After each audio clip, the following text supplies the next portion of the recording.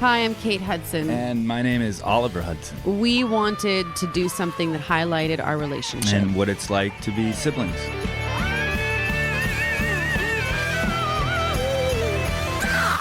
We are a sibling revelry. No. Sibling revelry. Don't do that with your mouth. Sibling revelry. That's good.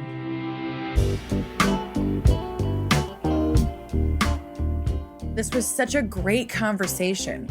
We spoke with Lisa and Brian Henson, and that this is Jim Henson, who is the creator of the Muppets. These are his children. That was her papa. And these are his children who have taken it over since he passed, and have been doing some really interesting things and keeping his work and then adding to it as well, going. I loved it. I loved every second of it. Me too. Well, even just a little window into his parents too, you know, and how they came from, you know, how they met in like puppeteering school, and it was so like, it's just so eccentric and offbeat and odd, you know what I mean? That whole world. I mean, and also the artistry behind it. I mean, it really is. It kind of feels like it's a dying art, and yet there's still all these amazing, you know, puppeteers out there who are creating these incredible puppets, and also learning about the Muppets. I had no idea half of the things that I learned on this about SNL, about that it was not intended for children. I mean, it was like the whole thing I was just very taken by. Also, just like the icons, like how Kermit and Miss Piggy sort of came about. Oh, Kermit, we sang for them. Didn't we sing for them? We did. Or did we sing for ourselves? Well, you sang. I think we might have sang after we got off, and then we probably. And then I had a little Kermit with me, and we sang Rainbow Connection. I think we destroyed Rainbow Connection. I think that's really what happened. I love that song. I know. Oh my It reminds God. me of you. It's the Willie Nelson version, especially. But it was also just a really interesting conversation, because these kids have had to take over an iconic company and brand, exactly, and you know how to manage that and how to sort of individuate but still keep the integrity of what their dad wanted them to do. It was just a really fun conversation. They were engaged and willing to tell the stories, and it was really, really fun. And they're doing really cool shit right now too. I loved it. I absolutely loved it. And Lisa Henson, who really runs the show, she was just so sharp. I just enjoyed her frankness, and you could tell that she is more of the sort of structured type of brain, whereas her brother, Brian, is more of the creative, you know, and kind of like more director style and yeah. She's the designated driver when Brian's like on 18 hits of acid. Well, I'm not so sure Brian is an 18 hits of acid kind of guy, Ollie, but yeah. I don't know. Well, it was a good conversation. You're going to enjoy it. And check out Earth to Ned, because I'm on it. And I actually worked with Brian Henson. Hey, Ollie, do you remember when, because I forgot that it's also Fraggle Rock. Oh, God. Yeah. Come to Fraggle Rock. Take them from another day. Dabba-dabba-doop. I mean, these are things that are like ingrained. Yeah. They're ingrained in my head. Fraggle Rock. Oh, God, yeah. Yeah. That is flashbulb memory stuff. Big time. You know, where I'm like, you're like going down into the rock, into the mountain. Sensory things. Yeah. The title sequence, it's like, it's like ingrained in my old brain. Yeah, I know. It's true. It's a bit triggering. You're like, oh no, like, where's our father?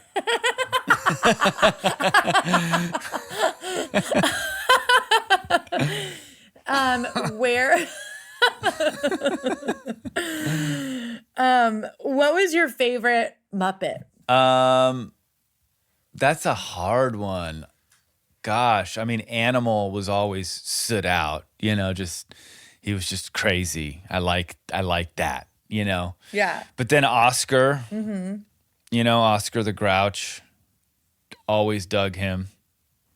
And I know, Oscar the Grouch.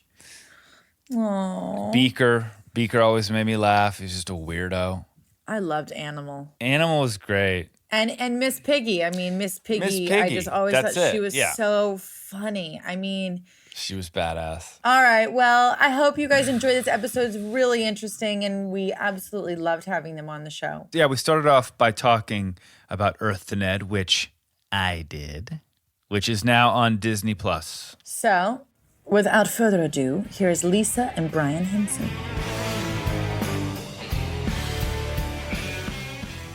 This is something we've been working on for quite a while, but so Ned is a big giant alien and he's the captain of a spaceship, and they were sent to Earth basically to invade or destroy Earth, but Ned instead fell in love with Earth, mostly through TV. He started monitoring TV and he just fell in love with everything, entertainment and celebrities and pop culture. And so he and his Lieutenant Cornelius, who's his put-upon sidekick, and their artificial intelligence Betty, who is a virtual character. And then there's a whole bunch of these little clods that are running around, which are kind of the crew, the disposable crew. And so he decided, rather than invading and destroying Earth, I'm going to do a talk show so that I'll be the most beloved celebrity in the world. That's basically what he wants to do. So, and then what he does is he and Cornelius have the ability to just beam anybody into their ship anytime they want. And Oliver was beamed in to the show, in. and it was a ball. And the actor was off stage, improvising with me. It was all improv, which was so fun. Well, he's a puppeteer. He was working the face. Oh, he was working the face. Yeah. Yeah, on Ned, there's 2 puppeteers working the face by remote, and then there's 1 puppeteer inside and 3 puppeteers under, all 6 of them working 1 character. Okay, so now that we're talking about puppeteering, It was a blast. I want to start from the beginning. Now, but for those who don't know that are listening right now, your father was the beloved and very infamous and Infamous. I mean famous. Infamous. Notorious. It's like the Three Amigos. He's like, no. He's infamous. He's more than famous. Three Amigos. We love that movie. Jim Henson. And I know for us, he is like a staple, not only in our childhood and your guys' childhood, clearly, but even kids today, their childhood. He just lives on and on. And one of the things I learned when I was doing my research on you guys was that your mom and him met literally, your parents met at puppeteer school. They met in a puppeteering class. That's right. Yeah. I didn't know how influential your mother was to all of this as well. So I kind of want to just start with where were you born? Well, I'm going to start with where I was born because I'm the oldest. So I was Okay. born in Washington, D.C., and that's where our parents were living at that time. As you said, they met in puppeteering class at the University of Maryland. My father was a freshman, and he was really precocious and advanced. And my mom always said that it was like he was teaching the class. Like he had already been doing a puppet show on television locally, which he'd started as a teenager. So he was just taking that class just to get a really easy credit because he was already a puppeteer. And so he sort of took the lead in the class and thought she was a pretty good student. And so he hired her to come and help him on the local television show. And she was 3 years older than him. So it was a freshman and a senior, which seemed like a vast age gulf when they first met. But then they worked together for a long, long time, best of friends, partners in the business, and then ultimately very romantically involved. Were they both from DC, or where were they from originally? My father was born in Mississippi Yeah. Mom born in New York City. So what year was this? in the 50s, like late 50s. 50. And I was born Middle in 50s, yeah. I was born in 1960, and somebody had sort of the bad idea, at least it's sort of been a kind of a bad joke on me, of incorporating the Muppets on my birthday, which has caused people to celebrate Kermit the Frog's birthday on my birthday. So it will show up as like, when you say like what celebrities are born on what day, it will be like May 9th, 1960, Kermit the Frog. It's like, not Kermit. That's me. I was born that day. How many kids are there? How many siblings do you have? 5. There are 5 total. Our brother died. Our Right, brother it's passed away. a podcast. Like when you hold up 5 fingers, that just means nada. It's like, You're right. That doesn't help at all. There were 5 of us. Our brother passed away. And so there's now 3 girls and 1 boy. And what's the age difference from Lisa, from you to the youngest? 10 years. My mom had 5 kids in 10 years. Wow. It was just a brood. But she had 4 of us in 5 years. And then Wow. the 5th was 5 years later. So she was literally just pregnant. So for what was that? years. What was the house like? What was it like growing up? Just craziness?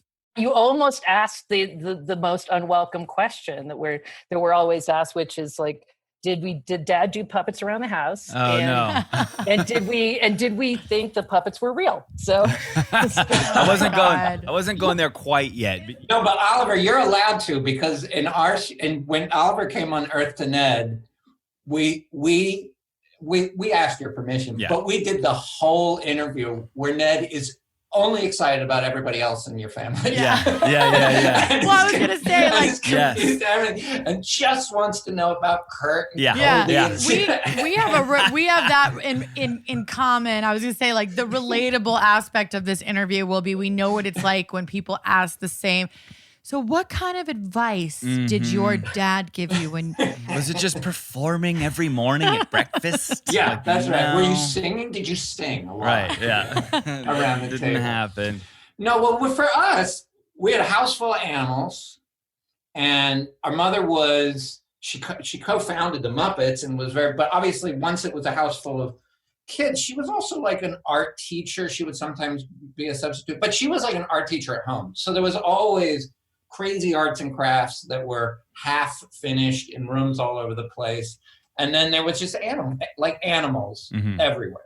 what kind of animals? Like dogs and cats, or like rabbits and birds? It was, I had rabbits. My brother had ferrets. We had guinea pigs. We had hamsters at one point, with birds. Mostly a lot of cats.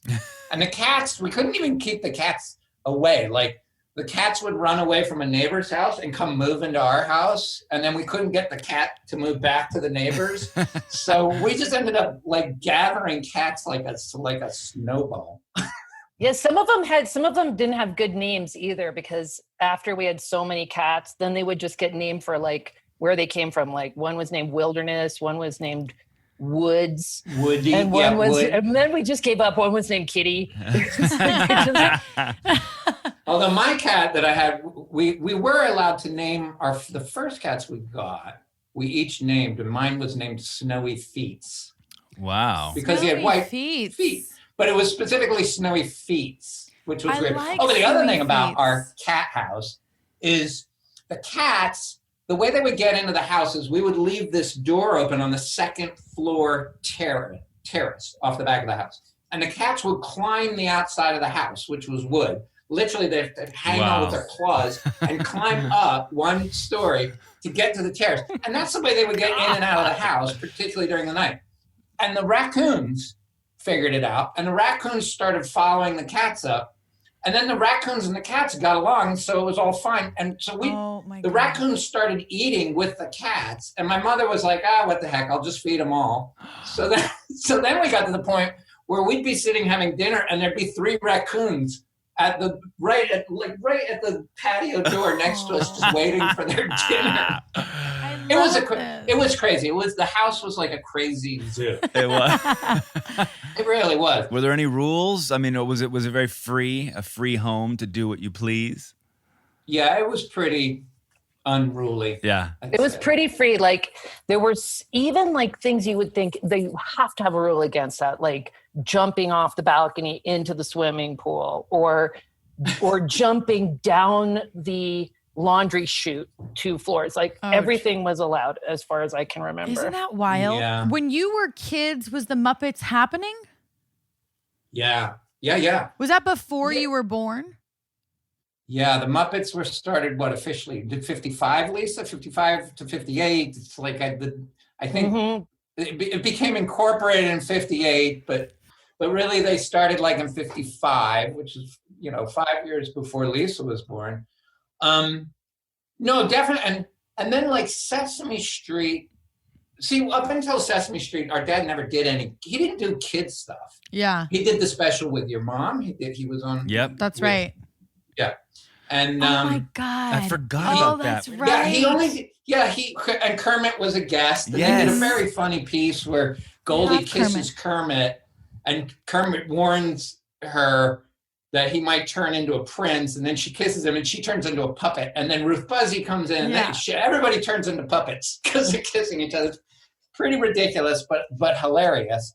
But up until Sesame Street, our dad didn't do kids prep. He did some very early in his career, but then when Sesame Street came out, he started like entertaining to our age group. So we were like, I was like the perfect age for Sesame Street. Lisa, who's 3 years older than me, was probably just a little old for Sesame Street, right, Lisa, when they started making?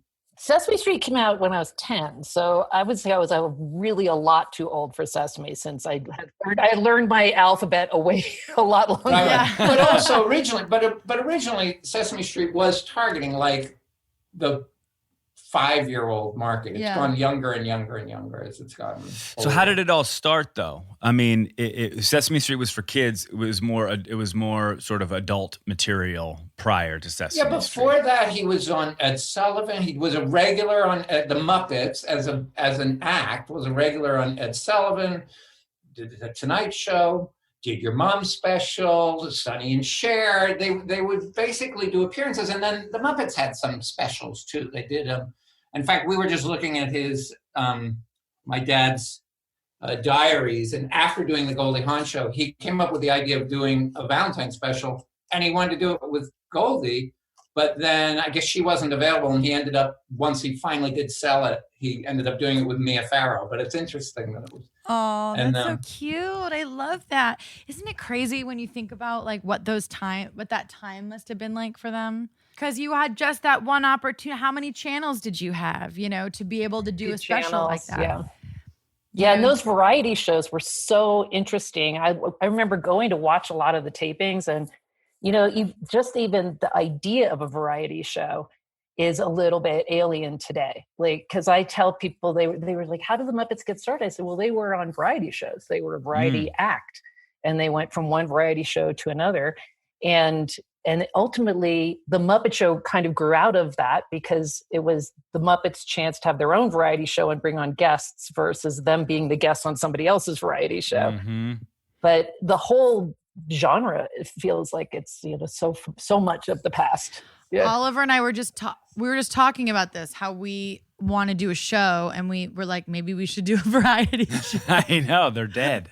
We should bring it back, revive the variety with show. The numbers and the actual like moving cameras and all that jazz. Do they work a ton? I mean, were you guys on your own to do your stuff, or were they home a lot? Well, there were so many kids that our mother had to pretty much stop working. So our mother was home with us. Got it. Almost all the time. But our dad was working all the time. He would try to come home. Mm-hmm. If he was in New York, he would generally come home. But I can remember he would come home like maybe just before we would go to bed often. Mm-hmm. And he worked a lot. He was also crazy. He could do like 72-hour stretches. And he was just one of those people. Like in the beginning of Sesame Street, he and Frank Oz and Don Saline, which was most of what Muppets Inc. was in those days, in the first year of Sesame Street, they did all the animated films too. So he was also an animator for Sesame Street and did these animated films. But they used to go in and just work nonstop until they'd finished the film, like work for 55 hours without stopping or sleeping. Wow. And he also worked a lot in Canada and in England. And so we did get used to him being gone for long stretches of time. And, when you think back, like that was no texting with your kid, your family, that was really out of touch. Where were you guys living at the time? Like, where was the family home? Suburbs of New York. Yeah. Armonk. We were in Armonk, New York, which is right next to Bedford, New York, which more people know. Yeah. And I was born in New York City, but then right after I was born, the family moved to Greenwich, Connecticut, and then just over the border to Bedford, New York.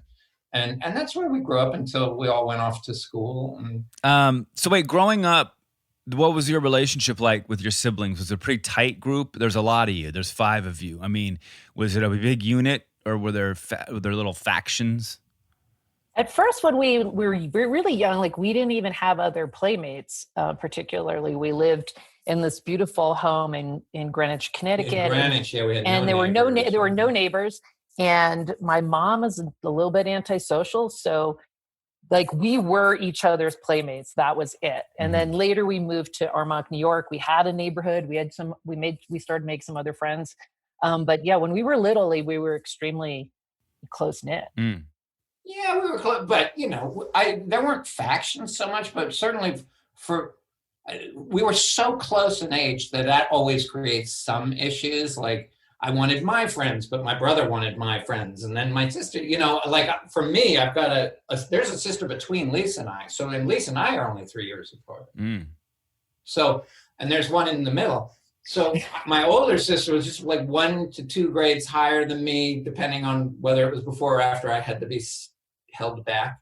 And then my brother was 1 grade under me. And it was just like we were so close in age. I was just like crossed my mind something really interesting, and maybe it's not to anybody else but me, but I was thinking about how when we were growing up, when we were young, nobody knew really who our parents were until we got older, until we were more in the teens, because our parents made movies that we didn't watch when we were kids.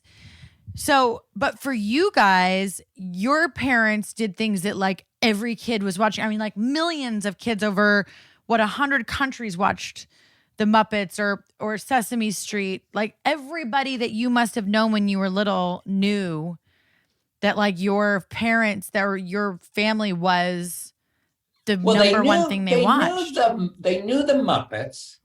Some people knew Jim Henson because he had done personal appearances on talk shows, but really it was the Muppets that were so famous.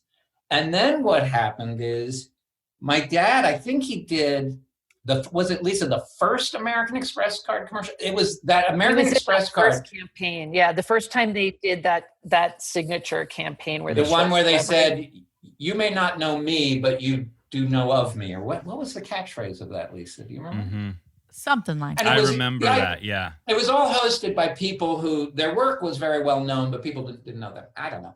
But that ad took off like wildfire, and they just placed it everywhere all the time. So for us, literally like overnight, our dad became face famous. Right. Like, he was the American Express up until guy. one day, he could be anywhere and nobody knew who the heck he was. And then it felt like the next day he couldn't walk down the street without being recognized. It was also the height of popularity of Sesame Street. So he was like as we were saying, like sort of a variety show act, not the Muppets were not the star of a huge hit show. And so Sesame was also very big at that time. And it was so big, I think they showed it on PBS like 4 times a day.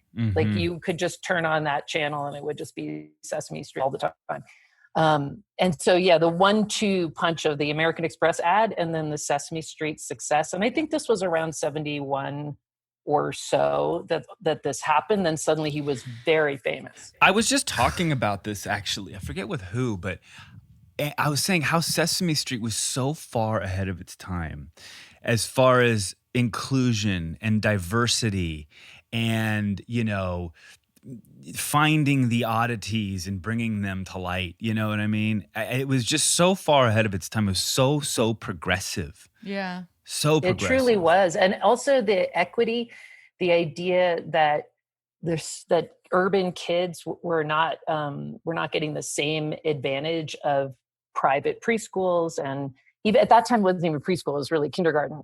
They were, kids that were not going to kindergarten, and then other kids that were going to full-time kindergarten, and they had a big advantage over the other kids. But just the idea that the show should be created, not only to harness the power of television in terms of educating kids, but really to address a kind of societal inequity, which does feel very contemporary.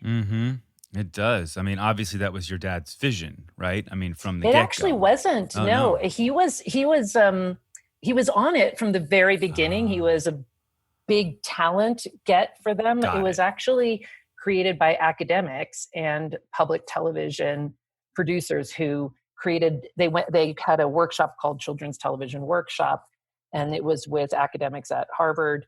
They studied what could be taught to kids through television, and it was really, I think, the first like hard educational show on television, because now we think, well, there are just hundreds of educational shows, but at the time that was it. They experimented on how you could teach, and then they did it.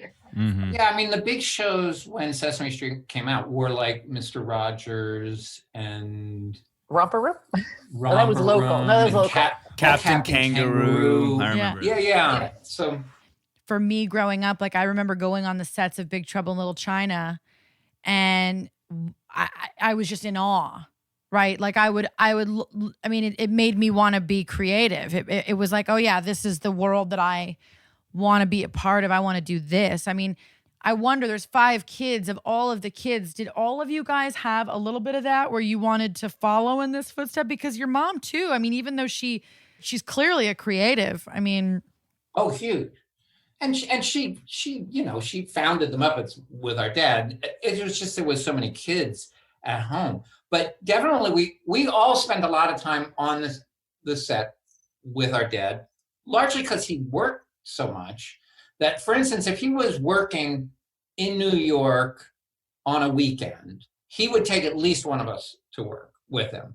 So if it was not a school day and he had to go to work, he would take at least one, maybe 2 of us to work. So we all spent a lot of time hanging out in the Muppet Workshop, hanging out in the shooting stages, reading. For me, a lot of my childhood was spent reading paperback novels, sitting on the floor of a shooting stage, and loving it.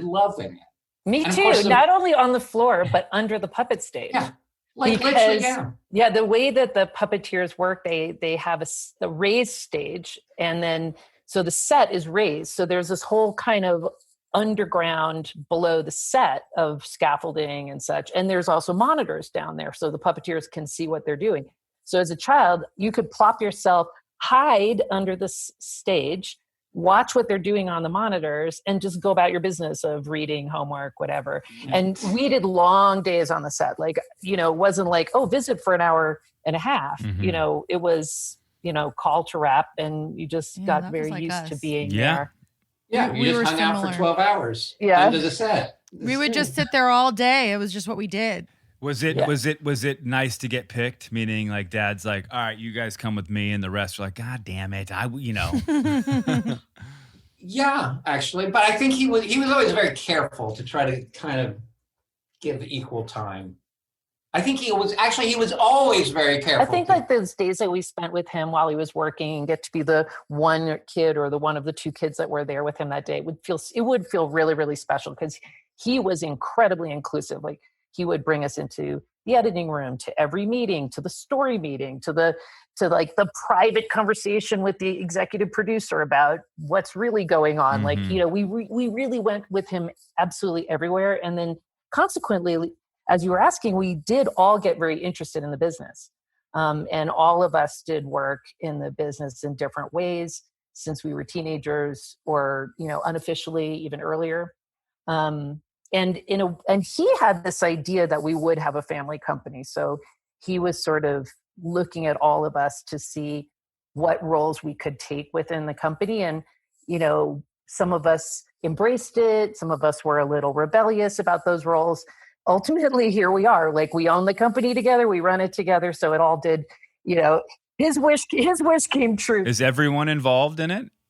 Not just you guys? Yes, to some degree, everybody is. To some degree. I mean, Lisa and I really put in the most time, I guess, into it. But everyone's involved to some degree. But, when Lisa was talking about how he would bring us anywhere, so I can really only remember one time that my dad was genuinely really, really angry at me, because he almost never actually got angry. So rarely. And there was one time he was really, really angry because, as Lisa says, he would bring us anywhere. And one day I was in New York with him working, and they had to go do a meeting. He was with Frank Oz. They had to go do a meeting. I think it was Frank Oz. Might have been David Laser. And I was just in the habit of wherever I go, I would plunk myself in the corner and read a paperback novel. So he's going to have a meeting. I don't even really know who it's with or anything. And Jackie Onassis walks in, and we're just sitting. Anyway, we're sitting in this office waiting for my dad to have a meeting. And I take out my paperback novel and just start reading. And Jackie Onassis walks in, and it's her office to have a meeting with my dad. And my dad, and I think it was Frank, stood up and shook hands. And I, of course, just did what I always do, which is I stayed in the corner reading my paperback novel. When we got out of that meeting, he was so angry at me. He was like, "You stand up when a woman enters the room." And I was like, "I'm sorry, Dad. I don't." You stand up. Oh my gosh. He was really genuinely upset with me that I was that rude, awful, unruly, undisciplined, filthy Especially kid in the Jackie corner that O. wouldn't even stop reading his paperback novel. I'm sure for everyone that like Jackie O walking into a room is like, Yeah, but he stops everybody in their tracks. But he didn't know. Except I was so young. Yeah, I didn't he's even like, know well, who whoever. Jackie was. Yeah. So it sounds like he was pretty even tempered. He didn't really get angry much, huh? He was famously even-tempered and almost kind of zen peaceful through all kinds of conflict. He actually hated conflict, which is a step beyond being even-tempered. So he's even-tempered, but also really did not like conflict around him, and that would give him a little inner conflict at this time. So he could get a little repressed about anger because he just didn't want conflict around him. But he was just a really genuinely upbeat guy who was very much the glass half full, very much like if something is a challenge or difficult, it's like what can we learn from this? Like, so many of those values of just being genuinely positive, looking for opportunities to be creative and grow and learn from things. Like that was really what he was like. That's so amazing, and also like such a hard thing to live up to. Well, I was just about to ask who's the most like him of the siblings, do you think, as far as disposition goes?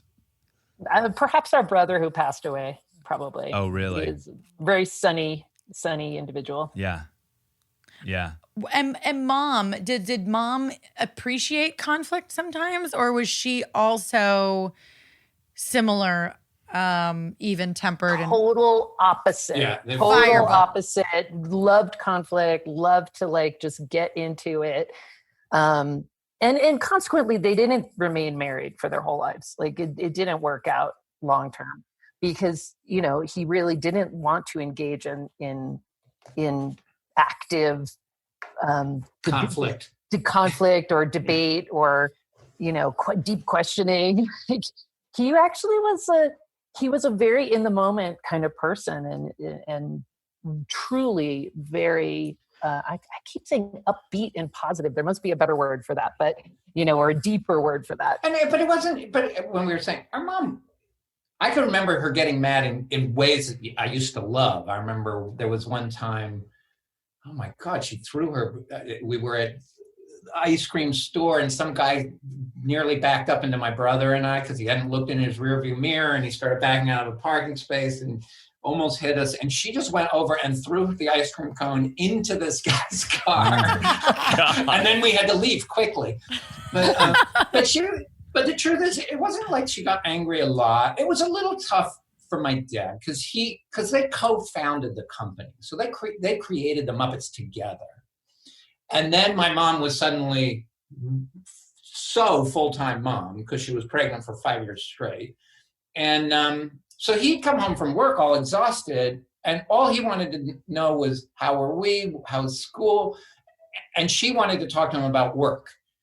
She wanted to know how work was going, how the Muppets were doing. And he didn't want to have that conversation because he was tired and he'd been finishing. So that was sort of, when Lisa says there was a little conflict between them, that was usually at the heart of what the conflict was. Do you think there was resentment? Just like, God damn it, I love our kids, and I know this is where I'm at. Right, but I'm raising them. But I'm and raising them, you're, and this is something we did together, and I should be there too. It was both of our dreams. A little bit. Yeah. Yeah, it makes sense. It makes sense. I mean, at the end of the day, it also is a very different generation, and it might have been different if, it was today. I can totally relate to both of their situations, my Yeah. mom and my dad. Yeah. And she found a great role for herself sort of in the puppetry community, because while it wasn't easy for her to dip in and out of the day-to-day of running a big business, you just can't do that. Like, you're either in it or you're not in it. And for her, it was better for her to not be in it. But she was so good to the puppetry community. Yeah. So good at discovering new talent, at helping people in other puppet troupes and other parts of the puppetry world, like the theater puppeteers and international puppeteers. And she became like very beloved as a mentor and a teacher and all of that. And she taught puppetry. So most of our puppeteers were initially of that generation, were initially found by our How old were you guys when they split up? I It was 18. like early 80s. Yeah. Oh, okay. So Okay, they were together a long So you were time. Yeah, you were a little Yeah. older. Yeah. Yeah. Was it hard on the family because you were older, or did that make it a little easier? It was really good because they were in different places. Yeah. I think for me, like, it was one of those divorces that I was eager to see happen. And I found they got along better when they weren't living together as Yeah. well. I mean, we're all products of divorce. That's what it is.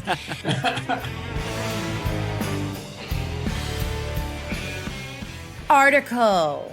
Inspired by bold graphic elements of 80s postmodernism, Article's newest look features pops of pastels, jewel tones, playful touches for a no-rules approach that's refreshing, bright, and inviting. Can I tell you something? No rules. Listen, we didn't write that, but I want that.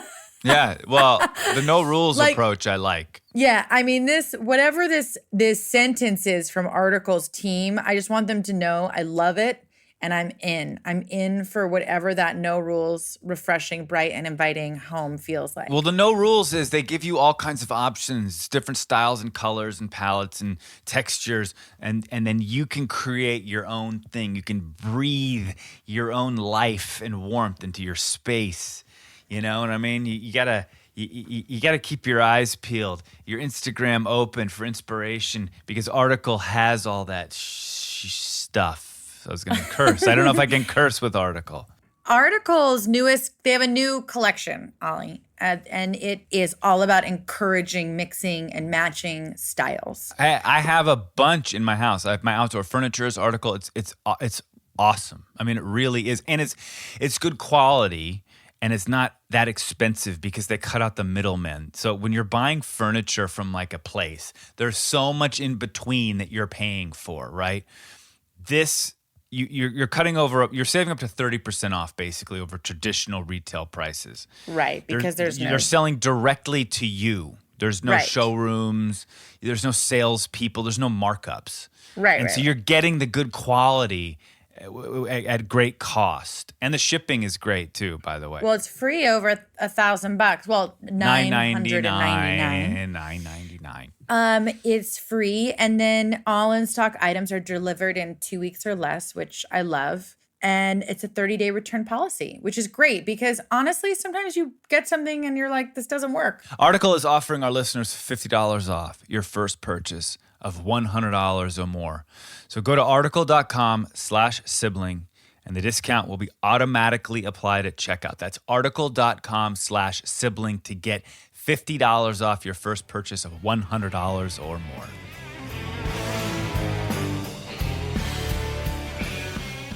So this last year has showed us that you never know what life is going to throw at you, you know? And if you use credit cards to pay for unexpected expenses, which we all do, it can be overwhelming to manage the debt. You take control with Upstart so you know exactly what you're going to expect. Yeah, this is something that I feel like if you are someone that is trying to get a personal loan to pay off and to pay off your debt, Okay.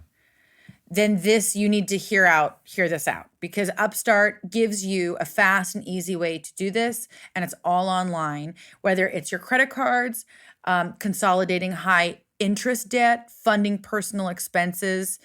Over 500,000 people, they use it to get a simple fixed monthly payment. Upstart finds smarter rates with trusted partners because they assess more than just your credit score. So it's a 5-minute online rate check that you can see your rate up front for loans from $1,000 to $50,000. And you can get approved the same day, and you can receive funds as fast as 1 business day. So if debt is just crushing you, it's time to get a fresh start with Upstart. Ooh, I like that. A fresh start with Upstart. Boom. You get that loan, you pay off your debt, and now you're going to be paying a monthly, which is, I think, really, really, truly life-saving for a lot of people. Upstart is the fast and easy way to get a personal loan to pay off your debt. And by the way, it is all online.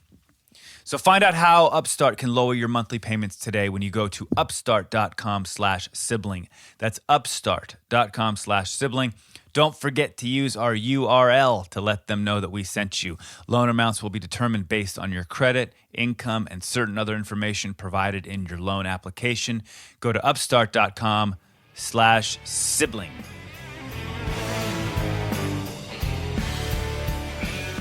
As a woman, do you think growing up, seeing your mom, she founded this and didn't necessarily was able to follow it through, did that kind of inform the things that you wanted to do as a woman and how you see your work relationship?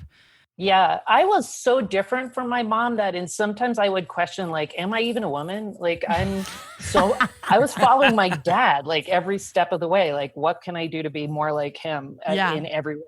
So, he was my role model. He was my mentor icon in every way. It took me a really long time to relate to my mom until I had kids of my own.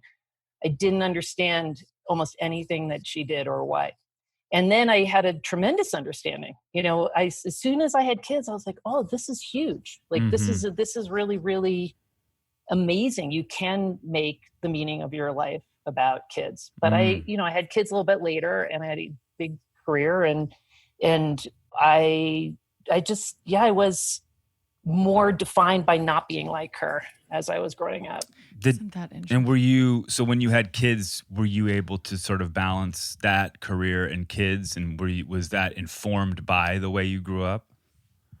Well, I think I balanced it. Oliver, what would they say? He's an armchair psychologist. You don't have to answer I think I balanced it, but I've been working full time the whole time I've been raising my kids, and so there would occasionally be questions like, well, why do you work so hard? Why do you work full time? Why don't you just work half time since you're a mom? I was like, well, as I said before, it's I think you're either in it or you're out of it. To me, I'm in it. And I like to think that the pleasure that I get from the work and the quality of what we do and all of those things, I hope would be encouraging to my kids about having careers of their own or being creatively connected to what they do. And, I'd like to think that I'm being a role model, but, I didn't spend as much time with my kids as my nanny did.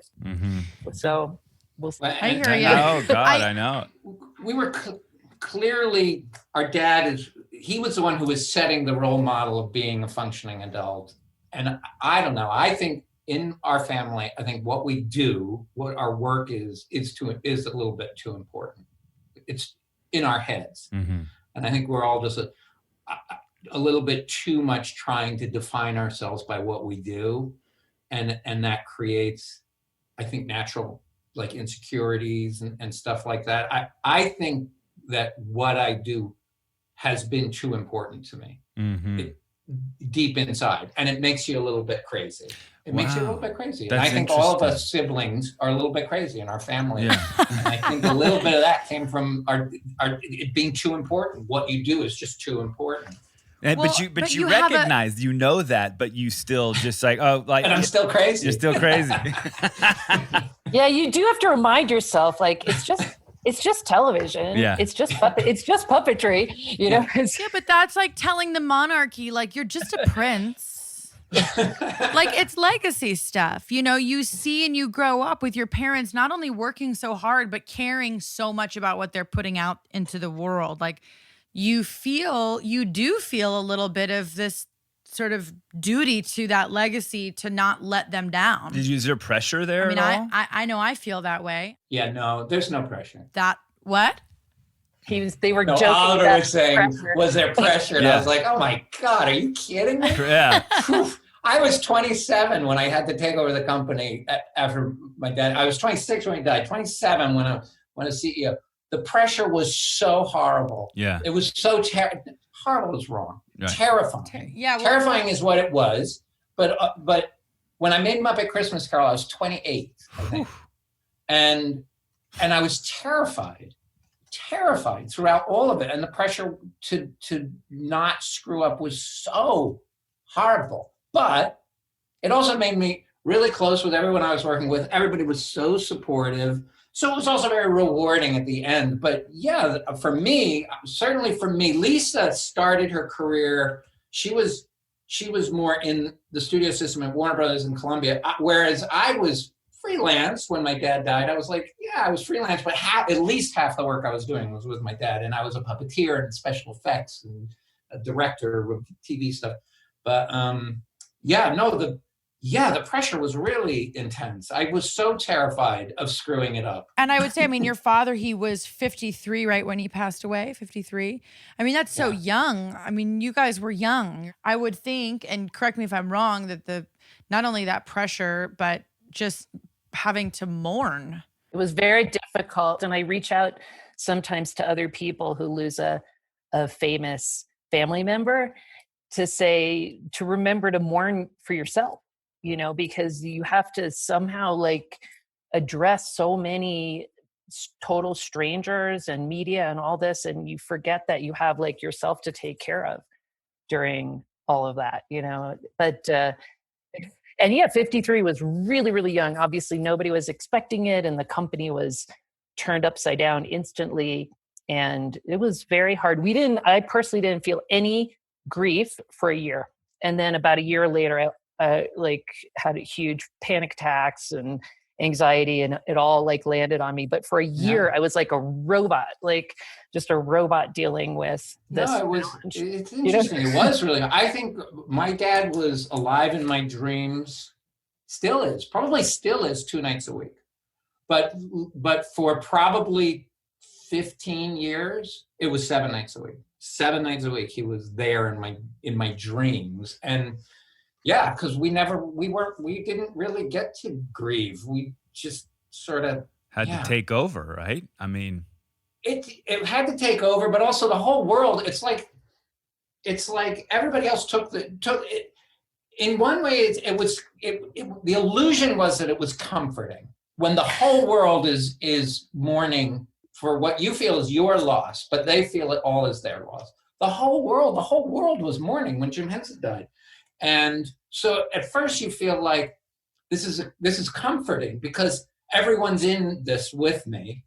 And then you realize you kind of got lost in the mix and you never got a chance to process it yourself or something. Now I'm not being clear. Lisa. No, you are. You're being You I are. totally understand. I feel like it's like anything else. It just outshines even your own mourning process. You're like, it's so big for everybody else, and therefore, like, I have to be there to kind of stay sturdy. I think that's right. How did you feel once you made that first piece and you had to take over, and that pressure, was it alleviated once you realized, like, wait a minute, I can do this? You know, was there that moment? I still don't know that I can do this. You still don't know? I don't know. Well, Lisa runs the company now. Yeah. I don't know. You always have listen to me. I'm not an arrogant person. I come across as very arrogant, but the truth is I have tons of self-doubt. and so I'm always worried that what I'm doing isn't is it as good as people are saying? They're saying it's good to be nice to me. Mm-hmm. You know, it was like the one when I made that movie Happy Time Murders and the whole country hated it. I was like, finally, somebody's telling me the truth. Right. I was like, finally. That's so funny. How do you guys work together? You guys have a good working relationship? Well, we do we do very different things. You know, I came up in the business through being an executive and a producer, and he came up through being a performer and a director. And so we definitely meet in the middle in terms of running the company. And Brian ran the company for many years. And then he decided he would focus more on the directing and the show running.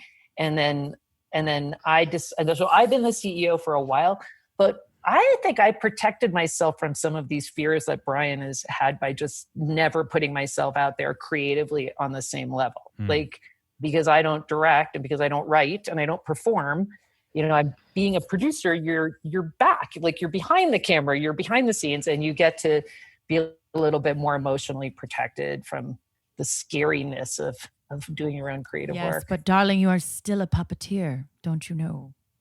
You're still holding the strings. Right, exactly. Exactly. I see what you're saying. Yeah. No, it's interesting. But speaking of puppetry and puppeteering, it is interesting. When my father, when he was in his 40s and 50s, he started to kind of realize that he was one of the only really successful puppeteers, and that, you know, puppeteers in general are just struggling, and it was such a, you know, not respected art form. So he started helping other puppeteers through a foundation that he set up, and through making, you know, bringing people over from overseas to perform in America. And so it's interesting. Both of the sisters who are not on this podcast, both of them are really, really active with philanthropy and helping other puppeteers through the Jim Henson he has a Jim Henson Foundation, and then also the museums that put out Jim's work, which is in Atlanta at the Center for Puppetry Arts, and also in New York at the Museum of the Moving Image. And so, you know, both Cheryl and Heather are really good to puppeteers. Yeah. And I think that's so important because, you know, Jim was taking that responsibility on himself, you know, when he was getting older. How big is that art form? I mean, would you consider it, like a lot of people consider jazz a dying art form, which makes me incredibly sad. I hope it's not the case. And I hope it, you know, I think the arts always ebbs and flows, but would you say that puppeteering still like maintains, or is it kind of few and far between that people go down that path?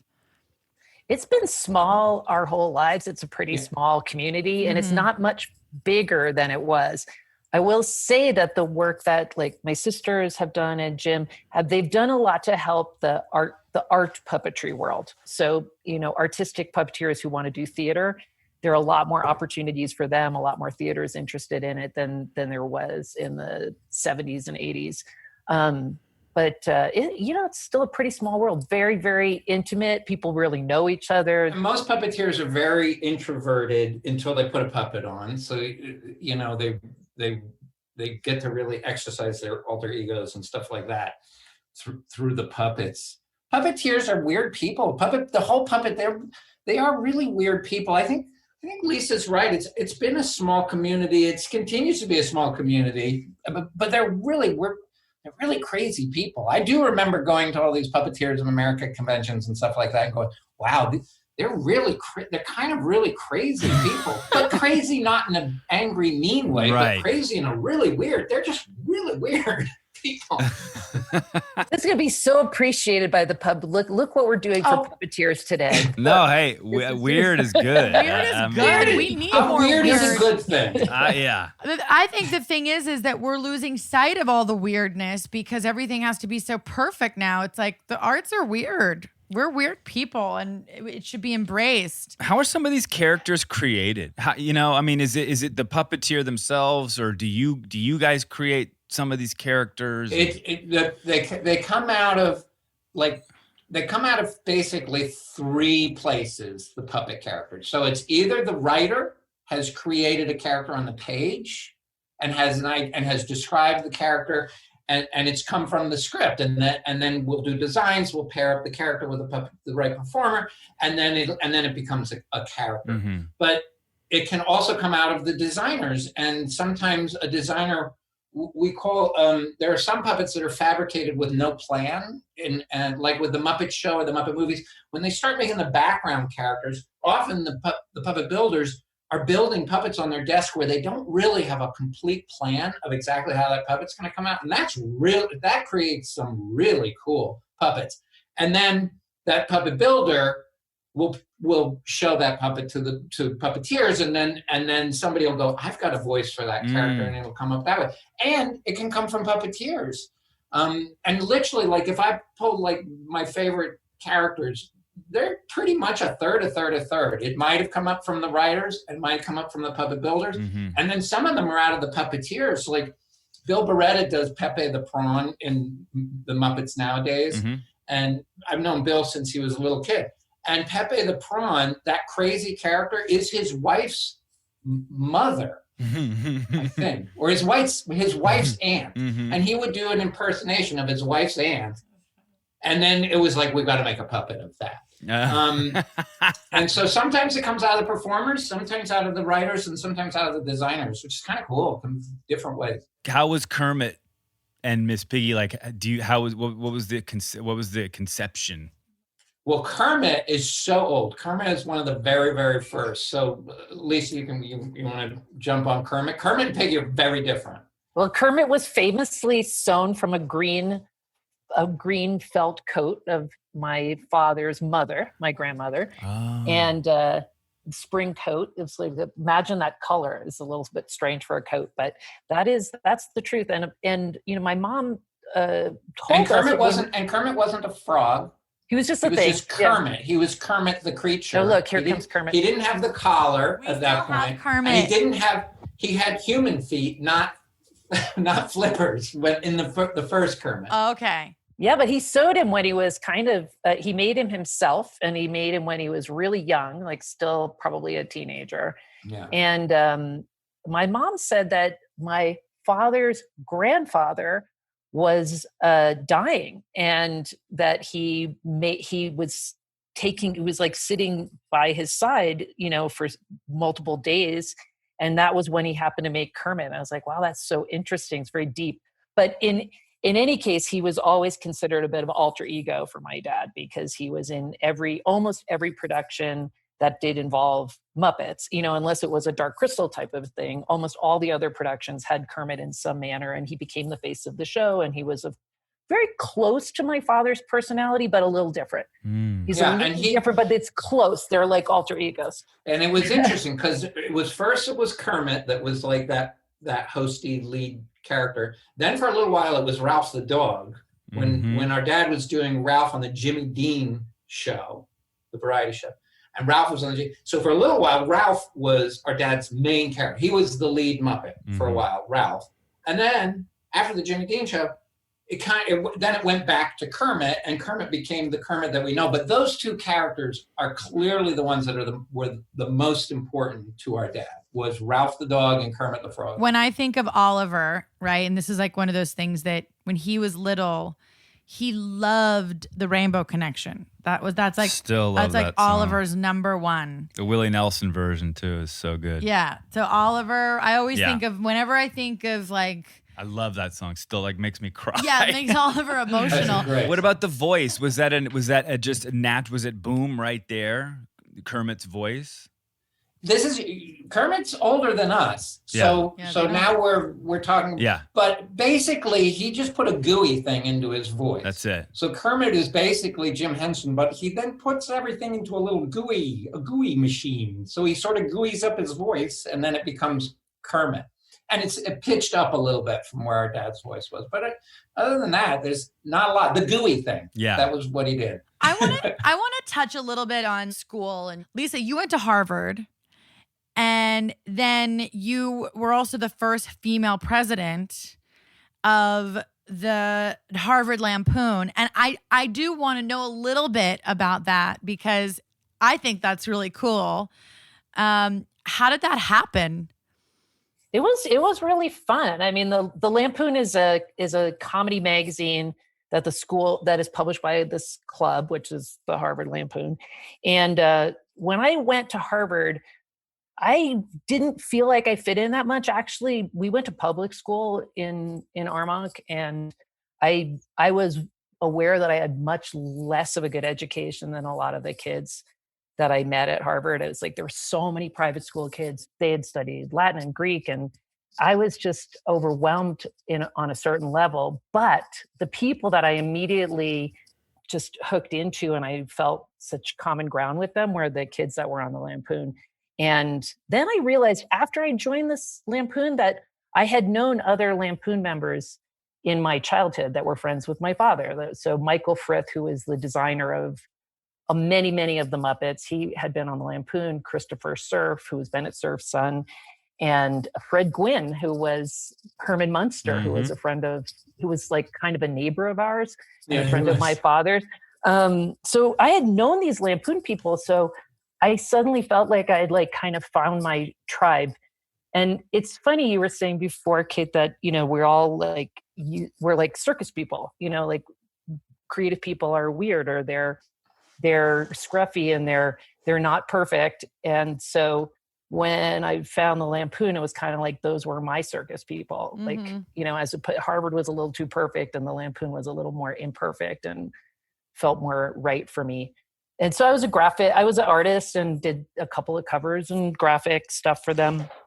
I wasn't a writer. The real superstars of the Lampoon are always the comedy writers. And they're still huge in Hollywood. Huge. Like there's some years where the comedy Emmy is just like 4 out of 5 of the nominees will be Lampoon people. Yeah. So it's still really big, but I was a little bit of a misfit even amongst the Lampoon people by being an artist and not a writer. So. Right. And then you became president, and did it register to you that you were the first female to?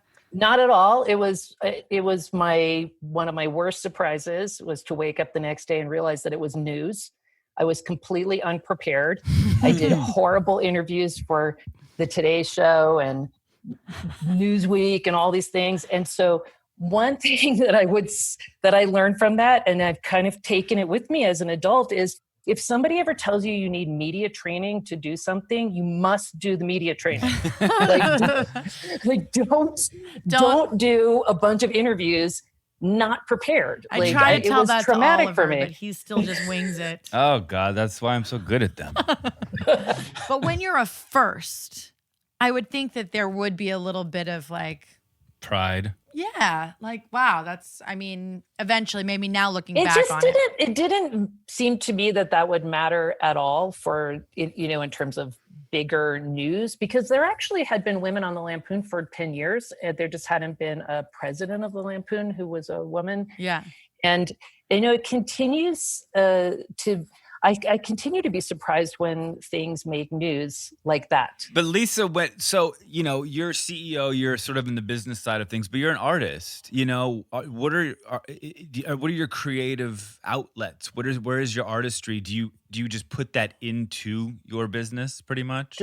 Just put it into putting people together and putting ideas with talent, with people. And I don't draw anymore. I did really enjoy I was very, very artistic as a little kid. Like when Brian was talking about those art project days, I was a huge project maker, and, I wasn't afraid to draw or try to make anything. But, my interest now is making things on a bigger scale. And, the productions are creative, and it's kind of embarrassing. It's like, yeah, I give really good creative notes. I'm really great with structure. Having a father like Jim and then taking over the company for so many years, is there ever a struggle of maintaining what he would have wanted and where you want to grow? Does that ever become conflicting? Yeah, no. It's really hard. And initially, and then Lisa picked it up after I did it for a bunch of years. But it's tough because you're always trying to protect the legacy and let the legacy grow. But then, like, our dad's number one creative advice is don't ever copy yourself. Don't ever, if it's not original, if it's not new, don't do it. Don't invest your time, your energy, just don't do it, because it's just not good enough. I mean, he's the guy who canceled the Muppet Show at the end of season 5 when it was like the most successful show the world had ever seen. He was like, I'm done. I've done 5 seasons. I don't have another, I'm going to start repeating myself now. So it was tough because people would always say, so do you always try to think, what would Jim have done in this moment? And then he said, yeah, well, what he would have said was be original. So that's hard.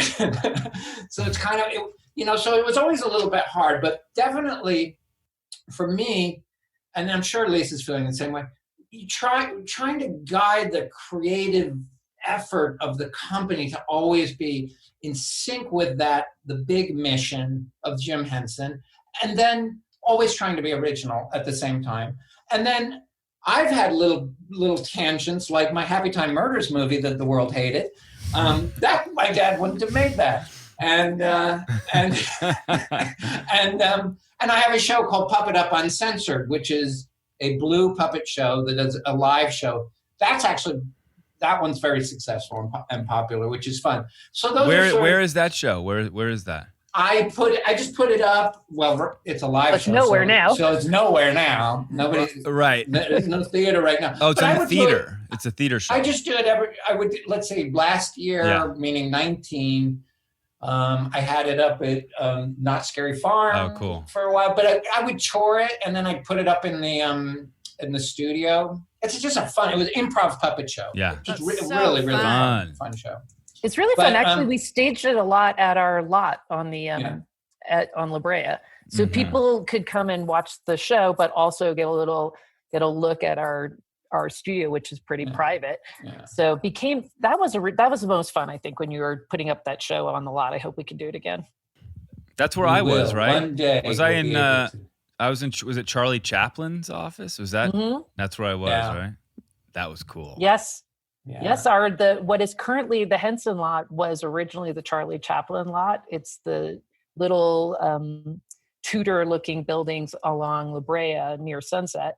And it also had some very cool people own it in between, including a really long ownership by A&M Records. So Herb Alpert had it for years. We have a beautiful recording studio that's historical that they built. But there's layers of history there. It's kind of fun that there's layers of history there, though, where you have the Chaplin history. Yeah. It was owned by a few other people, including Red Skelton, who, speaking of variety shows, like he owned it at one point, and then many years owned by A&M Records. So it has all this rock and roll history. And now on top of that, the puppetry and the motion capture and all the kind of animation and things that we do there. So it's really, it's a less than a square block, but got a lot of history packed into it.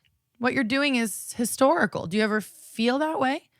I think sometimes the spirit, the whole principle of puppetry is bringing something inanimate to life. Yes. Sometimes they have even the Magic Castle sometimes brings in puppeteers, because there's something like when they bring the beautiful marionettist there, because even though he's not doing magic, he's doing marionetting, but there is something where you do feel like, oh, it's magic. It actually looked completely alive. And so I think there is a little bit of that in the nature of puppetry. And then of course, like, we've grown up with it and we understand how it's all done. So, we can never say, oh my gosh, I thought it was alive. Like, we're going to always be the insiders to it. But even so, there are times when you sort of like sit back and go, that is really a startlingly good effect, or that is really a startlingly convincing moment. Like what you were saying about Ned Talks and the character of Ned on the show, Like that's 6 people It's crazy. making one performance. And by the way, doesn't Ned's voice sound exactly like Brian? Yes. I mean, yeah, I think it's him. Yeah. So it's 6 people impersonating Brian, and it's like, and he's a giant alien. Yeah. You know, but it's kind of, when it's so seamless like that, there's a little bit of magic. Oh, to I it. was in awe. It I mean, I is. was in awe there. It was amazing because those little dudes, I forget what you called them, popping up and down. What were The Claws. the claws? Yeah. Claude. Yeah. And it was all of these So crazy psychedelic. talent. Oh, totally psychedelic. These talented people just creating this whole world, and I'm sitting there improving with I don't even know what, some voice over here, and I remember leaving thinking that was one of my favorite times doing anything as a performer. Well, you were particularly fun to work with. I've actually been calling you out. As I've been doing publicity and all for the show, I often call out your interview because I think we had the most fun doing that. It was fun. I am It like, was I did really have a fun. moment of like, okay, East Coast. I'm looking at Kermit, your dad. Like I'm thinking like Timothy Leary. Like, did your dad just drop a ton of acid? Like, No, did he do Very clean cut. psychedelics at all? No mushrooms. no, and He both. just and he liked to drink. The way he drank wine was embarrassing. Like I learned how to drink wine from him, and he would drink like in a big wine glass, like a third of a glass of white wine, and then it was a spritzer. Like the rest was, Yeah. you It know. was all water. Yeah. No. And they were like, everybody thought of my mom and dad as they were like hippies. They were like, you guys are the hippies. And they would dress like hippies and everything, but it was everything except for the drugs. They were Yeah. very clean cut. And also it's like, he didn't need anything to help liberate his Yeah, volcano of imaginary thoughts. You know? I love that. Did your mom have a puppet? Like, was she voiced? I mean, was like your dad was sort of Kermit, you know, was mom Miss Piggy? Oh, well, she, like we were saying, she was very involved before we were born. Yeah. So, but in those days, most of what they did was lip syncing to existing tracks, like Louis Prima. They loved to like do puppets lip syncing to Louis Prima and other things. So there wasn't a lot of voice performance. But yeah, our mom was a really good puppeteer, and she trained all the puppeteers. So she was a puppeteer, but there weren't famous puppets that she performed. Right. She was very early. Or no puppet that sort of was her personality, you know, or No. nothing like that. So with 5 kids, how many cousins? And how many kids do you all have that are all cousins? Yeah. 8. There's 8.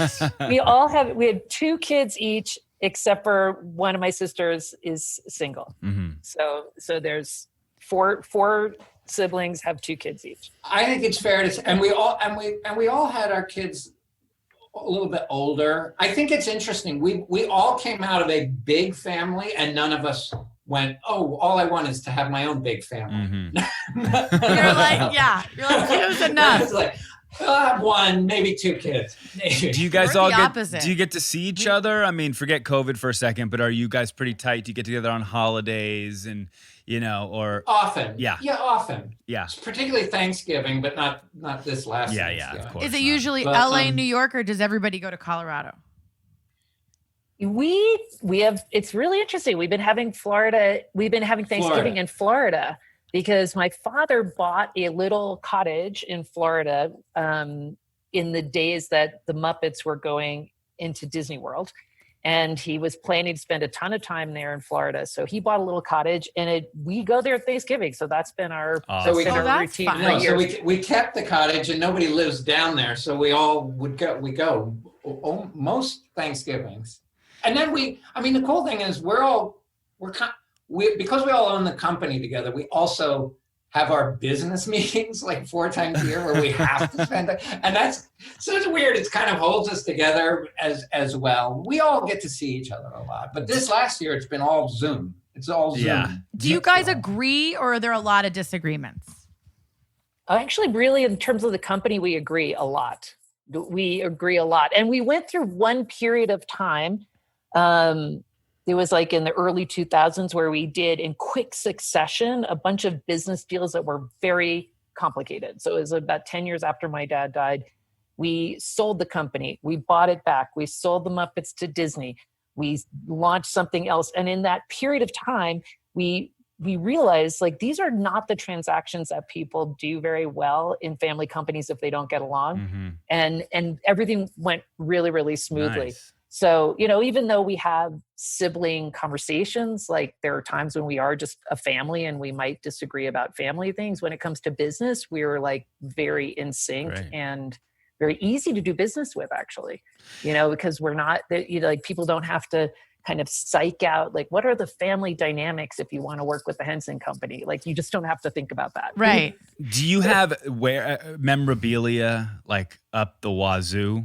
I mean, you know what? We were we do, but we were also really careful to get it into museums. Okay. Yeah. Because the things that have been built over the years, they're so beautiful. Yeah. Like, you know, a lot of those puppets are pieces of artwork, and the amount of handwork that went into all of them.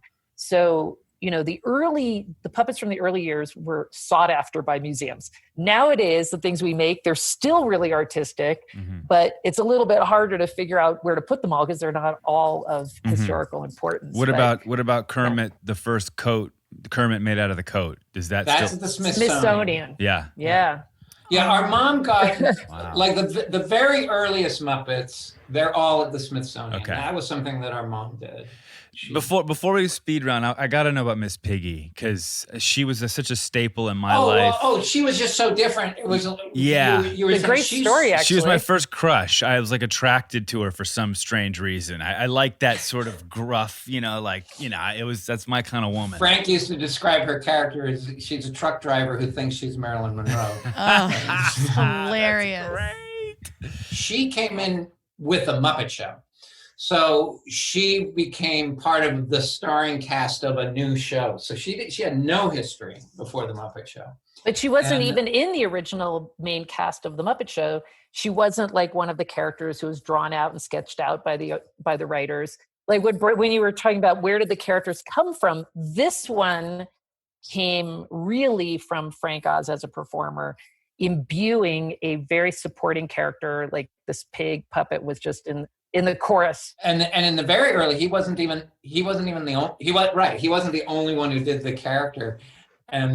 But when he did it, it was so funny. But there was the first thing that happened was there were just a bunch of pigs created, and then they put a wig on one of them, and Frank came up with this personality and this character, and that was it. But she came obviously a lot later, not until the Muppet Show. It is funny that she's the classic chorus girl. She's the classic story of the chorus girl who came to the front and took the solo and then became the lead of the show. Yeah, because she was literally a chorus girl pig. Wow. And that's really funny. Yeah. It's like what is it called? 20 Feet from Stardom, the documentary. Yeah. It's like her. She was a backup singer puppet. And then she and then she went for a big makeover. So if you look at her very first, it was really like a pig puppet with a wig on, but that's really a character that came out of Frank Oz. That really came out of his head. What do we have to look forward to from your production company in these next couple years?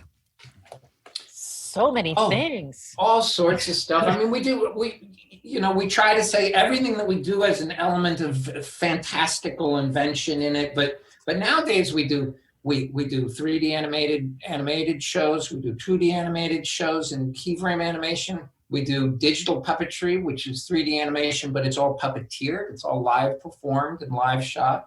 We do all of our puppet productions, and then we do science fiction and fantasy. And we do a little bit of everything. Do movies, TV shows, some of it's for a more adult audience, some of it's specifically for kids, but honestly, we just try for real, like, creative excellence, being creative. It's a celebration of being creative and original is what we try to do whenever we're making something. A lot of people expect us to kind of revisit the old titles, and we do. You know, we did the big Dark Crystal series for Netflix. We are now doing a new Fraggle Rock series Oh my for God. Apple. Yes. Fraggle Rock. Fraggle Rock. Yay. That was my There's a lot of jam. love for Fraggle Rock out there. That was like our. Was our, it Let the Music Play? Waiting for another day. Down in Fraggle Rock. It was part of this new thing called HBO. And we remembered our dad really loved the idea of HBO, because I think up until then, the idea that basically what you're doing is you're making TV shows so that there will be people watching television when the commercial break comes. And the reason of existence is to make sure there are eyeballs for when the commercial breaks happen. That's what the business of television was, the 4 minutes of commercials every half hour. Right. And so my dad, he really loved the idea of HBO. That was right, that people were actually paying money for a subscription to be entertained. What would your dad think about today? Technology, all the platforms that are available now, Netflix, streaming. Do you think he'd love it or hate it? I mean, he kind of loved everything. Yeah. Like he loved innovation and new ways of doing things. I mean, he probably would be more embracive than I probably am, because I'm like, oh, I've got to protect puppetry and stuff like that. He'd be like, oh, let's do something different. Yeah. I don't know. He would love all of it. And he saw like reality TV coming. He knew that cameras were going to become cheaper and cheaper and cheaper. And that before you knew it, that programming was going to be coming from a 22-year-old kid and their two best friends, in the middle of nowhere would be producing, huge hit television shows. He kind of saw all that coming. And what a shame, because he would have only been 83 today. Like he could have still been alive and working and would have been. And how much would he have done, and how much more would he have done if he hadn't died? I feel like he would have gotten incredibly interested in virtual reality as well as anything like immersive and interactive, because he was very interested in stereoscopic. And I was like, why are you interested in that? Like the green and red glasses, but he was really into it. And that led to him doing a 3D movie at Disney. But he was really into it because of its potential for being immersive, and he was very interested in anything like interactive. So, everything has developed way, way, way beyond what he was thinking of at that point. I think one thing that's such a shame is that, when he made Labyrinth, with David Bowie and Jennifer Connelly, the movie was a terrible flop when it came out. And that was the last big thing that he had finished before he died. And it's such a shame, because the film has done substantially better every year than it did the first year it was made. So now it's a huge hit, and it's a cult classic, and it's the most important title in our library. And I wish he had seen that, because unfortunately, when he passed away, that was his big commercial failure was Labyrinth, which is now, nobody believes you when you say to them, oh, it was a huge box office failure. They go, no, couldn't have been. It couldn't have been. It's a classic. Yeah, it is cult. Your dad, I have this little thing here that I love when he wrote a letter before he passed away, and he said, please watch out for each other and love and forgive everybody. It's a good life. Enjoy it. Is that like a touchstone for you guys? Very much so, yes. I think he was actually doing his estate planning, and instead of just leaving a bunch of documents like we all do, he had the thoughtfulness to write a letter and enclose it in the documents, and the letter sat there for years and years. And it wasn't particularly prescient that he wrote that. I think the letter was sitting there for quite a long time, along with his estate planning. But it did make me think, what a nice thing to do, and everybody should do that. Everybody should write something personal to go with those legal documents. Yeah. As a person, he was somebody that always had his little lessons. We have like a lot of Episcopal ministers in that side of the family, and our dad was quite like that. I mean, often we'd sit down for breakfast and he'd have basically a little lesson that he wanted to share that day over breakfast, which I can't imagine doing with my kids. Not in that sort of formal way, but he always had his little things. And oh my God, he loved the cassette players that you put in your cars before anybody else had them, when they were the 8-tracks and then the cassette players. And he'd always have the best one, and it would always get stolen in New York. And so, and he just had to, you could see it was always so disappointed when we'd get back to the car after dinner and the windows were smashed again and the stereo was gone again. And he'd go, well, I guess obviously they needed it more than I did. Wow. Than I did. Yeah. So that's a special kind of person there. Yeah. Yeah. So great. That's the opposite of what I would have done. I love your dad. I know. All right, guys, let's do the speed round. Some of these you can also answer your other siblings if you want. One word to describe the other. I'm just going to say smart. I would say engineer. One word to describe your relationship. Supportive. Cool. Who's the most artistic? Oh, Brian. As between us, Brian. I think I've done more art, but I don't know that I'm more artistic. If your sibling was a Muppet, which one would they be? Ned. as I've said. Yes. Well, I don't know. Lisa, see, she has to be the smart, cool one. Sure. It would have to have been one of Jerry Nelson's characters, like Floyd or something. Oh, so Lisa's not one of the female characters. I'll take it. Floyd. I'll take it. Something that your sibling is really not good at. Both of us cooking. Yeah, we're both not good at cooking. Who's more competitive? Oh, we're both crazy competitive. Are you? Equal. Yeah, we're both crazy competitive. In fact, that's part of why we approach things, and like Lisa came out of development and executive and I came from the floor, so that we're always a little bit different. So we're never like directly competing with each other. Right. That's good. That was very clever. That's a good thing.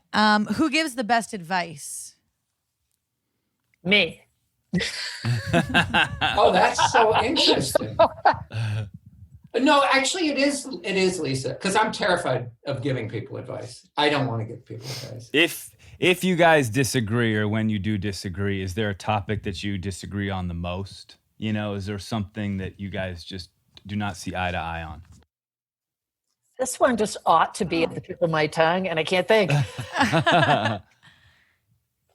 What do we disagree? I don't know. I mean, there is something when it comes to actual like movie making, when I say movie making, I mean TV shows or whatever, where I have less respect for the committee than Lisa does, because I grew up on the floor.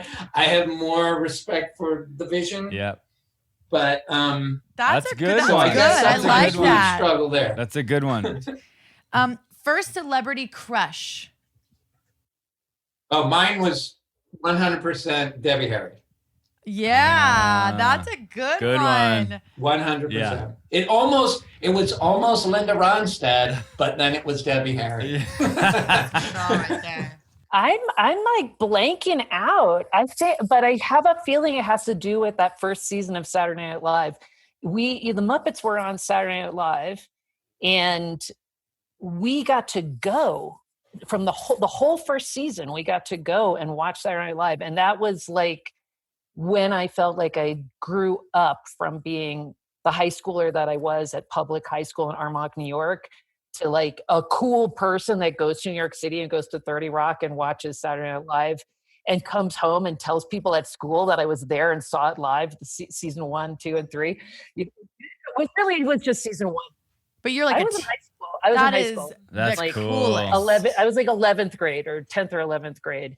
So it was probably like Chevy Chase or something. Yeah. You're like it's the 70s. Chevy was the You're man. a teenager. It's the 70s. You're a teenager, and you're at 30 Rock watching SNL. Pretty cool. At night. Season 1. Yeah. I mean, That's- nothing's cooler that's than that. all time And right for there. sure, it was Chevy Chase because Yeah, Chevy Chase the was coolest. hot. Yeah. That's so interesting. I think, but Lisa, weren't you a big fan of Jack Burns when you were like really little? And then he became the head writer on the Muppet Show. So I thought you were a big fan, but now that's really little. Because Burns and Shriver was a show that was really important in our household. And then Jack Burns ended up being the head writer on the Muppet Show. Oh, wow. Well, yeah, I had a childhood. It was like crush. we got to meet this guy Okay. that had been so important to us. All right, seriously, nobody who's listening to your podcast knows who these people are that we're talking about. But I did have a childhood crush on Tommy Smothers. Okay. Oh, there you go. I like comedians. you know? Yeah. It was Chevy Chase. It was Bill Chevy Murray. Chase, John Belushi, Gilda Radner, John King. Dan Gene Aykroyd. Curtin, Yeah. Dan Aykroyd. Dan Aykroyd. Aykroyd.